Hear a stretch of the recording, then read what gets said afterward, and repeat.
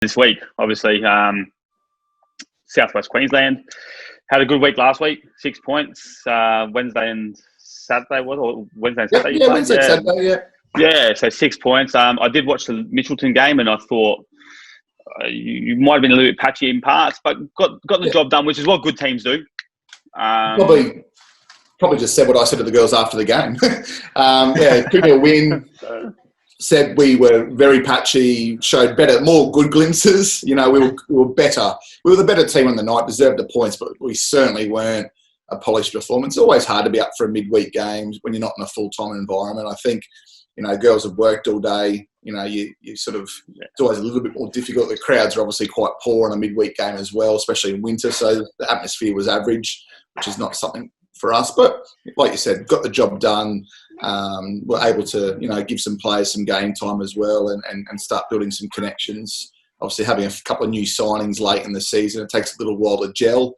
And then we moved into Saturday versus QAS, who are a good little young side. I think they're number 8 for QAS is going to be something special. But 1-1 with them at half time, but, still felt very confident. And then brought a few senior players on in the second half and probably controlled the second half, even though the first half you could probably say we're only slightly better than them. But the second half, we were quite dominant, I felt. Yeah. Obviously, moving on to this week with Southwest Queensland, how important are 3 points this week? It has to be, because we've dropped 2 games already. You sort of got to take maximum points every week against every team. Otherwise, you're widening the gap too much. But I've reviewed Toowoomba, and they've got 2 points in the last 3 games: draw versus QAS, draw versus East, leading 1-0 versus Gold Coast, who are a very good side at half time. And so they've clearly got some good structures in place. And after watching them play, they've definitely set themselves up to be competitive. 2 recent signings, Jacinta Perrin and Abby Lloyd's joined them last week, which is two good pickups. Jacinta used to play here years ago, and obviously Abby Lloyd used to play with the Raw and moved on from Capalaba. That just adding 2 starting players obviously then adds a bit more depth to their squad as well. I think it's going to be a tough task heading up the range. 2 hours on the bus with the girls is always interesting. But obviously, hopefully a W and then a good fun trip home then hopefully after that. Yeah, brilliant. Obviously, without giving away too much for this weekend, you've obviously identified the new signings and things like that, and the fact that they have been competitive over the last few weeks, which I think is good for the league. It's good for them down there because I know a few people down there. What do you think the areas that you need to identify to really nullify them and get yourselves the win? They're good in the breakdowns. Like they're good from, if they're defending a corner, they'll break really quickly with numbers to try and catch on the hop. Louise Reoff does that really well. They sit back, they put the banks in well. So if you can get in between the lines against them, certainly between their midfield line and their back 4, it's probably we're a little bit vulnerable there sometimes. It's like any team. If you tire them out, there's only so long they can keep the blocks up, and it's sort of what Gold Coast did to them. To be fair, as well, the second half opened up a little bit because you lose a bit of discipline when you get tired, and they've got a tactic that works, and they're obviously well coached and set themselves up to be competitive. And I think if we stick to how we play and have the right effort and the right energy, I'm very confident that we'll do well on the day. So I certainly think we've got a couple of weaknesses they can exploit if they can do it consistently. But I think if we minimise that and take advantage of them, especially in the second half, I think we'll come away with the points. Obviously lost Claire Farrington last game before she headed overseas. How big a loss is Claire, and how will you replace her? Claire Farrington, great player, great person. We're going to miss her dramatically on and off the field. She's someone I could talk football with all day. Utmost professional, does more extras than any other player on the squad. Massive loss for us. Another young player, Jazz Barry's headed off as well. She started all the games pre-COVID, but then since come back, I knew she was leaving, and because she was under 18, we sort of mixed her into the 18s a little bit more, even though she trained with us. And Natalia Pinkney leaves in 2 weeks as well, our American winger. So, we've got a few little stocks there we're having to try and deal with. But yeah, Claire's hard to replace. But in saying that, we've prepared for it for many weeks now. We knew it was coming. It's not something that's sort of been thrown upon us. And, you know, we've had a player, Lauren Squadro, who's been sitting out a little bit the last couple of weeks, who's more than capable. Will come straight in like for like. I have utmost confidence in her. Yeah, I think the back four will be strong for us. There's a lot of players there that work well together, have played together. Her and Christy New were the centre pairing at Moreton Bay last year. So she'll slip seamlessly back into there. So we won't lose too much, to be honest. And I think, if anything, we'll continue to improve. So we will get better from the experience. Very good. Obviously, and lastly, along with probably Capalaba, you've probably had the busiest lockdown period in regards of signings. I know we spoke a couple of times on the phone in regards to what players you were trying to bring over. Yeah. Tell me, how are Amy, Anna, and Emma settling into life at Logan? Yeah, good. Yeah, no, I was tapping into your Melbourne knowledge just to see. My phone was actually ringing hot, to be fair, towards that really latter part of Melbourne. I probably had 15 girls reach out to me in the end. It just went from 1 or 2 to 3 on that first conversation with you. Then all of a sudden, 2 days later, the phone was ringing hot.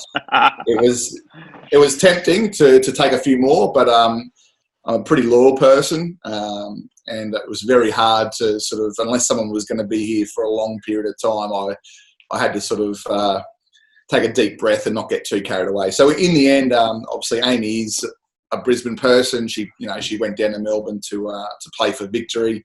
I think long term she'll be in Brisbane, and unless the W League opportunity comes up again for her outside of Brisbane next year, which obviously is on the cards as well. She'd had a big period off, Amy, so she's slowly easing into it. We've only started a 1 game since she's returned, and she's only played 60 minutes max so far, but I think we can progress that a bit further on Saturday, and she's utmost professional, really good for the squad, good role model, someone that the young girls should look up to. She scored an absolute banger versus Mitchie as well when she came off the bench. She did. Obviously close to her W League goal of the season, which is a good, it was really good for her. And I think she only hits 2 of those a year. Sorry? I think she only hits 2 of those a year, mate. So yeah, don't get too excited by it. Hopefully she'll get another one. We'll see. I have to move her to the back line. She might not like that. No, just joking. But yeah, and Emma Rowe has come up from Calder FC. Obviously, it was in the Melbourne Victory squad, but being the captain down there, and so impressed with her.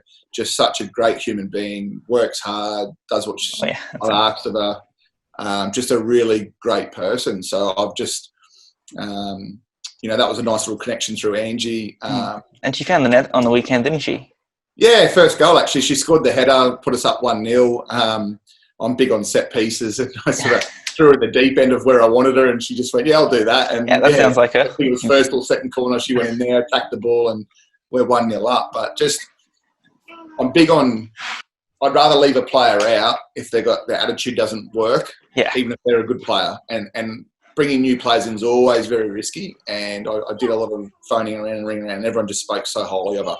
Of both Amy and Emma, because I didn't know either of them, to be fair, on a personal level. We'd only spoken on the phone, and everyone just said they'll fit your culture, Nick. Take them. And exactly. They haven't missed a beat since they've arrived, and I just can't wait till they gel with the girls. Oh yeah, are fully fit. But I think they're great acquisitions. Exactly. And I know they're enjoying it as well. They've come in and really been blown away by how we operate here, and I'm sure if you rang them and asked them, they'd probably concur with what I've just said there. They've just really been blown away with the support the club gives the female program here, and sort of weren't expecting it in Brisbane. I don't think they knew what they're going to get into coming up from Melbourne. And I think Amy had mixed experiences up here with other clubs, so she was sort of a bit precarious on what she was going to do. But yeah, she's enjoyed it. And then we've got young Anna that was with the Raw W League side. Couple of games off the bench in 2019, a bit of a squad player. But she's only a teenager herself, so she's still young and wanting to learn, and technically just so good on the ball. Just how she strikes a ball at goal or in her passing techniques is just probably one of the top 3 in the team. Probably trying to work out where she's best suited is probably my tricky point at the moment. But yeah, she'll probably get a good start on Saturday versus Toowoomba and get her chance to really show us. And if she can put it all together, there've been some very good acquisitions for us. Fantastic. just before we wrap up, just head over to George if he's got any final questions or any final comments. I don't. No, very good. Thanks, Nick, for that, and thanks for joining us. And I'm sure you and I will cross paths at some point in the next month or so, probably. Yeah, definitely. So definitely. we'll definitely catch up, and I might even come down and have a look at some trainings. Yeah, definitely, mate. Door's always open. So yeah, come down and let us know. I can 3 nights a week, mate. We're here. Don't miss That's right, Croyd. That's good. Just to finish off, so before, I know everything you just said, and I think having a chat with Emma during the week, she concurred exactly what you were saying, and she's loving life up there. So great to hear. It's always great to have good people. You know, it always makes life easier. So I've got George here. Yeah, it does. Sometimes makes my life a nightmare, but sometimes it's good. Once again, Nick, thanks for joining us, mate. All the best in the weekend, and we'll have a look at your game on Monday. And hopefully, George won't be too harsh on it. I love the constructive criticism. That's the way, mate. That's the way you got to be. Cheers, mate. That's good. Thanks, Croyd. Cheers, boys. See you, mate.